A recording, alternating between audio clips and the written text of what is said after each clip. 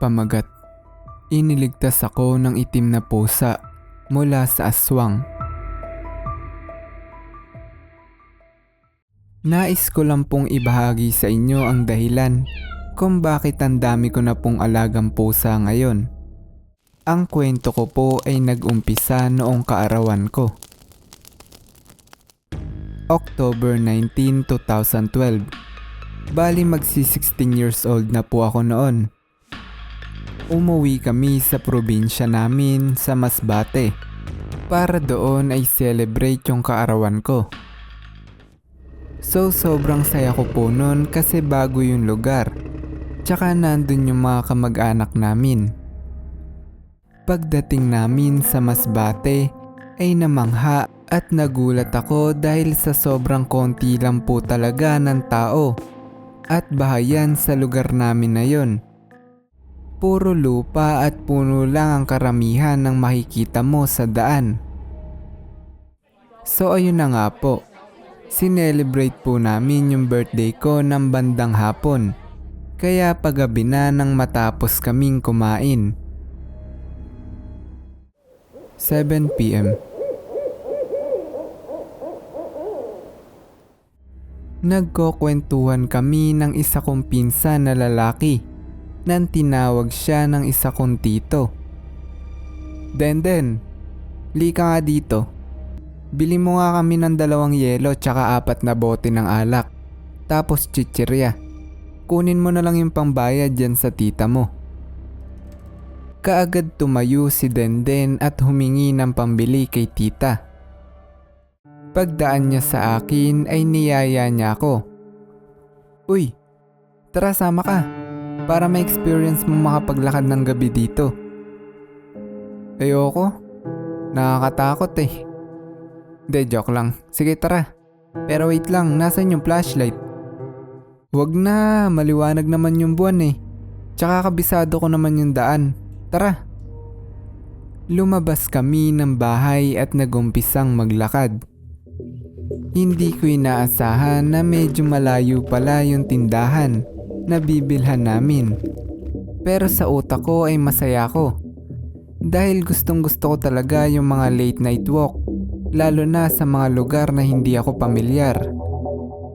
Pero magbabago pala ang lahat ng yon sa isang pangyayari na hindi ko makakalimutan. Malayong malayo na kami nang biglang nagsalita yung pinsan ko. Wait lang insan, kulang pala yung binigay sa akin pera, ano ba yan? Ako na babalik. Tatakbuhin ko na lang, hintayin mo ako dito nang hindi ka na mapagod. Ah, ganun ba? Sige, bilisan mo ha. Baka may mandurukot dito. Tumakbo si Denden pabalik ng bahay para kunin ang kulang na pera at naiwan naman akong nag-iisa sa gilid ng kalsada. Noong una ay okay lang naman kasi maliwanag naman yung paligid dahil na rin sa buwan. Tsaka tanaw naman ng mga mata ko yung iilan na bahayan sa malayo. 5 minuto na akong naghihintay kay Denden. Nang biglang may kumaluskos sa punuan malapit sa akin. Sino yan? May tao po ba dyan? Palakas ng palakas ang tunog na parang isang hayop na mabangis. At biglang lumabas ang isang itim na pusa.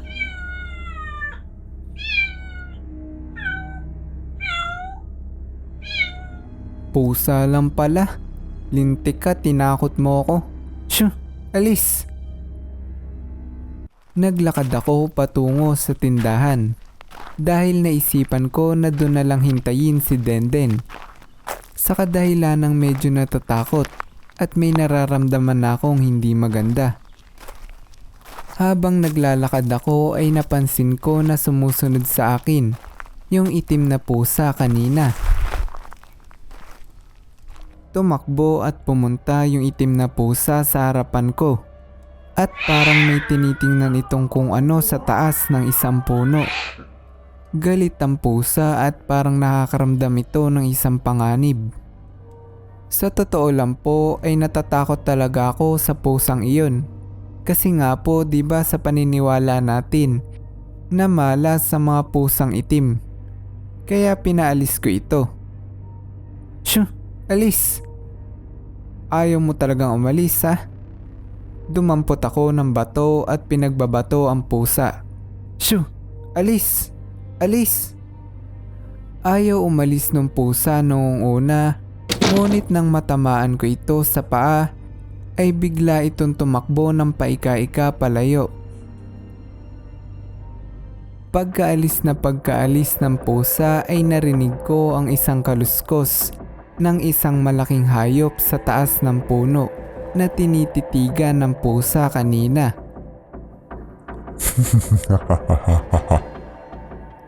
Saan ka pupunta, bata? Nanginginig ako sa takot nang makita ko ang isang nakakatakot na aswang sa taas ng isang puno.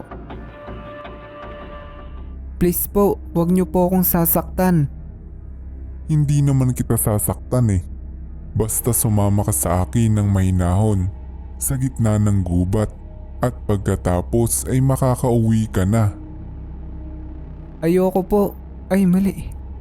Ang ibig ko pong sabihin ay may kailangan pa po pala akong puntahan. Sige po, aalis na po ako. Tinatanggihan mo ko? Biglang tumalo ng aswang pababa sa kinaroroonan ko.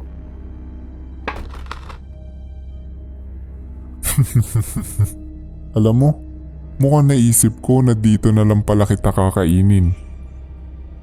Nang sinabi ng aswang ang mga katagang kakainin, ay kaagad akong tumakbo.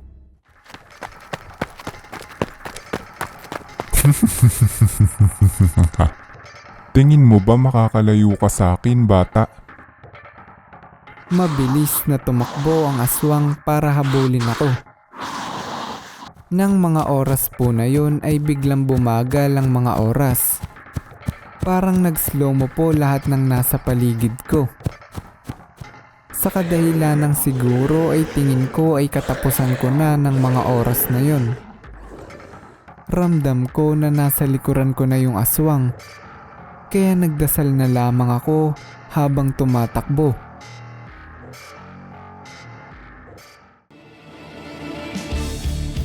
Nang walang kung ano-ano ay biglang nakita ko ulit yung pusa kanina. Iika-ika itong sinalubong yung aswang na nasa likuran ko at sinunggaban ito. Tumalikod ako at nakita ko yung pusa na nakikipaglaban sa aswang na humahabol sa akin. Buisit kang pusa ka. Alis! Di ba binabato ka ng bata na yun kanina? Kaya hindi mo na siya dapat iligtas. Alis!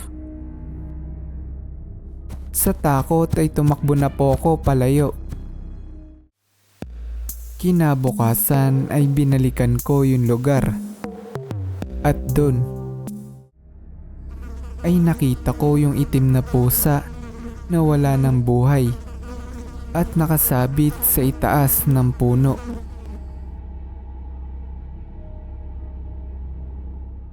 Bago po natin tapusin ang bidyong ito, ay gusto ko lang pong ipakilala sa inyo ang channel ko. Ang pangalan po ng ating channel ay Multo Moments. At kung nais mo rin maipalabas ang kwento mo sa channel na ito ay i-comment mo lang yan sa ibaba. Huwag lang po natin kakalimutan na iwasan po natin ang paggamit ng bad words at ng pag-spam ng comment. Isang comment lang po kada video ay okay na. Yun lang po, hanggang sa muli. Salamat.